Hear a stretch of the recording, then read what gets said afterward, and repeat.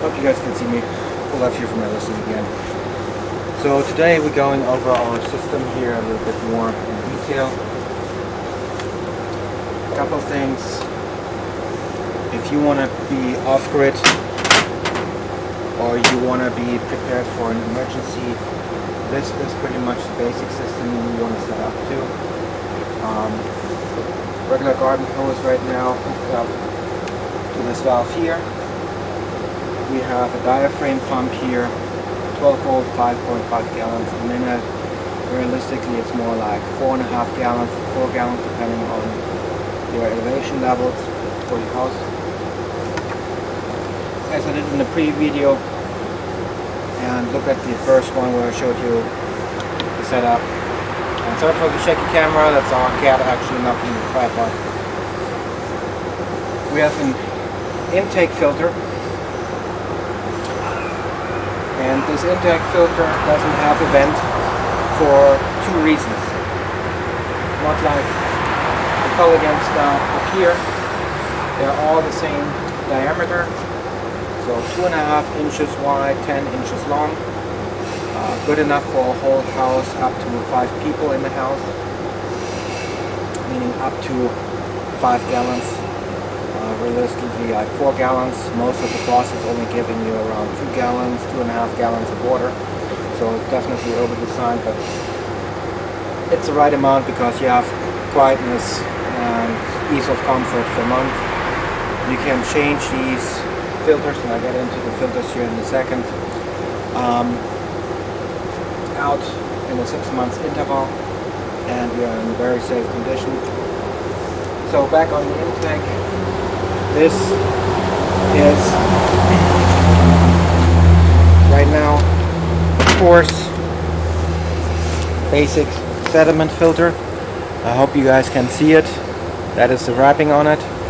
I put a link for this in the description below. It is a woven cotton coil. That's what they look like. Very simple. You just put it in, screw it tight, and the water flows in on the outside, gets filtrated as it goes into the inside and goes up through the inside to the outside port. Don't overpay on these filters. I'll tell you why. Because there are alternatives out there. So this one, because it has a suction, it should not have a pressure relief button like the Culligans have here, so where you can just hold down and you release the pressure in your system. You want to do that so that you can actually untie these. As you see, there's water inside.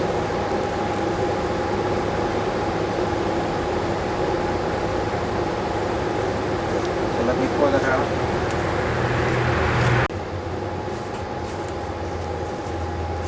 Now you can see the inside of these filters. This one doesn't let any light inside, so you don't see also what's inside, which is fine. So what you do is you just use your filter, and there's on the bottom side, I hope you guys can see it there, it's a fitting piece where this goes over, and then you just upright it, line it up with the valve, which same valve piece on the top, which goes and fits into here, and you screw it on, and that's it.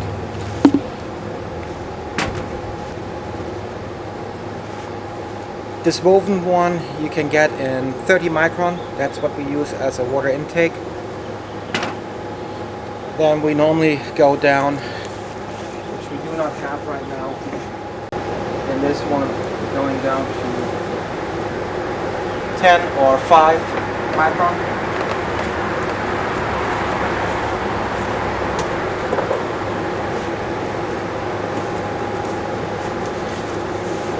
And then from there on you go either to 5 micron or 1 micron, which is the smallest one you can buy for these cartridge filters. And so here's an alternative one. This is from 3M, also a very good brand. You're paying a lot less if you're buying those. You can get those on Amazon. I'm gonna leave a product link for these also in the description below. These are good because they are so fine in grit for around 3 months. That's what it even states here. The month equals for the amount of water you have going through it. So 3 months means roughly around 5,000 gallons. 6 months means roughly around 15,000 gallons. It varies on the dirtiness of your water, of course. So if you see that there's a significant way of losing pressure, most likely one of your filters is dirty.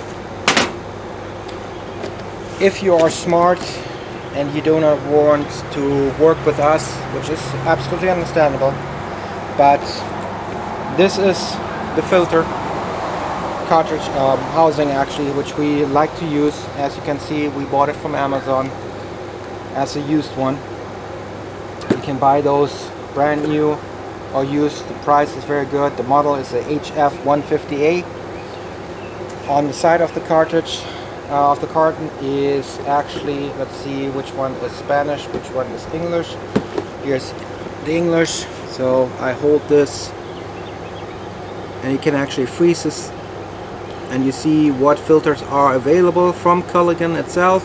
They are much more available from different other brands, but you can find any 2.5, and then 2.5 is the diameter, 2.5 inches wide, 10 inches long.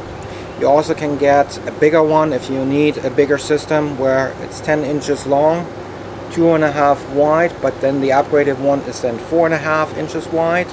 You can also get it in 20 inches long, 2.5 or 4.5 wide. So all depending on how much water you want to press through or run through. Another tool you're gonna need if you're gonna install it is actually your pipe cutter. This is one from Home Depot. I'm gonna leave a link for Amazon in this as well. Of course, you need your glue and your primer.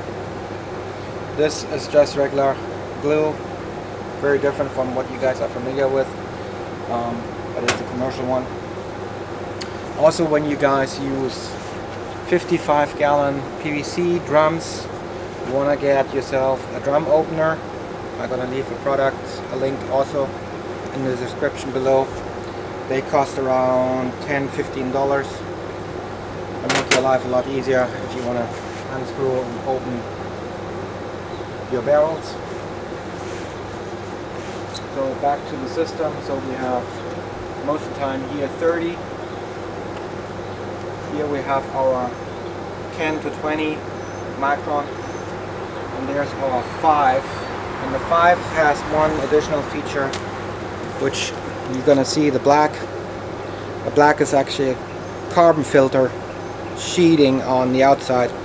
What that does is filtering out sodium hypochlorite, better known as chlorine. So if you have chlorine in your water, that's how you can filter it out again. Carbon filters do exactly that.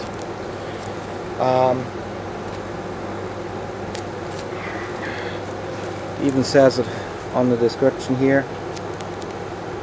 So it eliminates some of the bad odor and of the chlorine. But that's what we're running. So if you have a rainwater system where you're collecting your rainwater, what you want to do is prior to running through the first intake, you want to put another filter in front, which is a screen filter, which is a fine mesh. I would recommend a big one for that. So one which is much bigger in size. You just put a mesh in so that you have less often to clean that, because that's where the most dirt gonna come in if you have unfiltered rainwater coming in. And I would start with a mesh of 100 grit. It means this one is the second dirtiest in general. It's the woven one. The woven ones are very cheap and affordable. So can also be these, but you don't want to have to change them every month because it ends up. But so what we do for this small setup we actually have here hooked up to down below a garden hose where we can actually pump water around where we need it. In this case, we're feeding it back into the barrel. Then we have our water intake system running here right now in a 1/2 inch, because the pump is only handling 1/2 inch. And we're going to 3/4 inch, staying on 3/4 all the way through all the filters, and then we're going out again with 1/2 inch. But ideally you would have 3/4 inch all the way so that you have easy flow. Your pumps, most of those diaphragm pumps only support 1/2 inch, so that's one of your drawbacks there. The way we set up our diaphragm pump is for two reasons. The cheaper manufacturer, which is not a C-flow, most of the time don't have a relay, turn off and turn off relay in it. They actually only use the little switch in here. Those fail very, very quickly within the first month if you use it.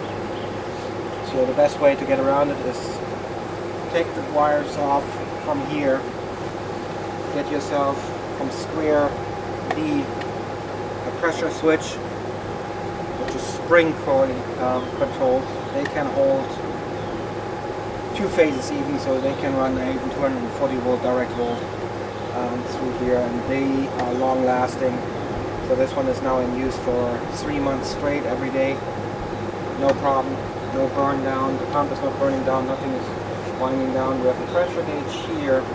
Ideally you want to have a pressure gauge right after you pump. You want to have a pressure gauge after your filters at the end as well, so that you can see how much pressure you're losing between here and here. This way you know when these filters start to clog up. That's when you see that actually your pressure is here being reduced. On the intake side you don't need a pressure gauge because it is a clear filter, but it has a UV protection glaze over it, so these work just fine. Again, this is all solar driven. Look back at my video earlier about it where I did a walk around. So that's pretty much it. We just put this one in as a separate shut-off for transferring water. So let's see if this one is already all good. So right now, what we do is we prime the pump. We have it set up. You can see that there's some air being sucked in, but it's running here, the water. Not sure if you guys can see it, but there's the water floating. And so what we do is we getting the air removed from here, and then we change over, and it changes extremely quick. The pressure over, and you see that it drops here. That means we have somewhere still air in the system. Now we can open up this system. Let's see which way.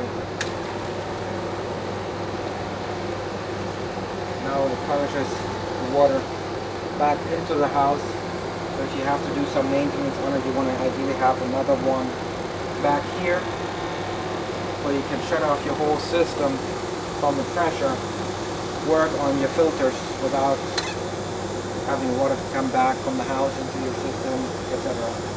So that's why you want to have these 3/4, and you can buy these online for a lot cheaper than you get actually at the local hardware supply store. We can get them in prices around the $2 mark per unit. I think we just bought them on Amazon. I'll link also a link for those down below. We're paying around $250, $260 for it. That's almost $3. Where if you buy them at Lowe's, Home Depot, Menards, you name it, you're paying around $5, $6, sometimes even $7. So why waste them if you know what you need? Again, this whole system runs outside, but you want to have these 2 different tees, and ideally you want to have a third one as well, because what you also want to do is once you have your water being pumped, you want to store it somewhere. So the way you want to store it is you're going to have a pressure bladder, pressure tank, which sits after the filter ideally, so so that you have just clean water sitting inside and not being exposed to any UV light. So ideally from here you break down another T and you have that. This way the pump doesn't have to work as frequently, less often. Alright guys, now I have to do a voiceover because I have an animal chirping there which actually overlays the audio so bad that you can't even hear my voice. This way I'm just wanted to show you guys, if you're in an emergency or you want to transfer water, how you can do it if you don't have it all piped up the way some people do. This actually allows you to transfer water very easily as well. Turned off on the right the water to the house. Down below I open up the valve which goes to the rainwater garden hose, which runs down and over and into the 55-gallon drum. The suction intake right now is emptying out my 5-gallon bucket there on the floor, which contains rainwater, and so I'm pumping that into the 55-gallon. And so this is how you can do it in an emergency, or if you have multiple 55 gallons which are not hooked up in an array or in sequence, then you can do it this way, that you just go and you just transfer as you need water from one to the other one. Ideally you want to have bigger systems than 55 gallons, but that's pretty much it. The beauty with this also is that because I'm sucking it in, it already passes through the first sediment filter, which is 30 micron. So all the bigger debris which comes off the roof or so is already all filtered out. So you have only very fine particles left in which go through. Oh, there's our cat in the background, which earlier was hitting the tripod a couple times. That's why the camera shook a little bit. Sorry for that. But you can't control animals, especially if they like to be outdoors. And so, but that's it. Thanks for watching, guys. Have a good one.